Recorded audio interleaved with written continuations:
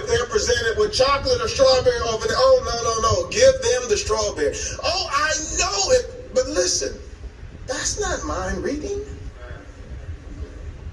That's some good perception. That's a fair amount of learning. But if you want to know and say that you can do what 1 Corinthians 2 says you cannot do, don't grab your spouse. Go get a complete stranger. Sit down in front of them and tell them what they're thinking. Oh, no. Don't grab their palm. Now you can for show's sake. I mean, if you want to grab their palm, you can grab it and say, And then you can be real vague and say something like, I see good things.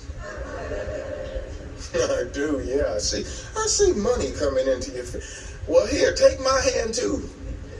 I mean, if that's what you, here, everybody would give you their hand if that's what you, oh yeah, I see, oh yeah. That's not mind reading.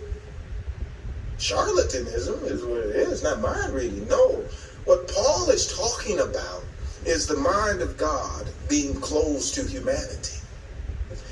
And his point is, if you can't read another human's mind, pray tell, how would you know what's in the mind of God?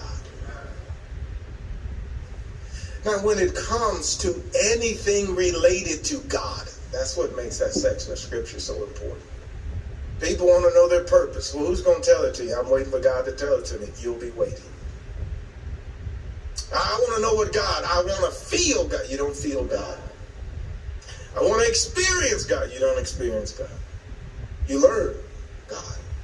And God reveals himself to you. You have in your possession the mind of God revealed. There is no more coming. What's revealed in here is the mind of God.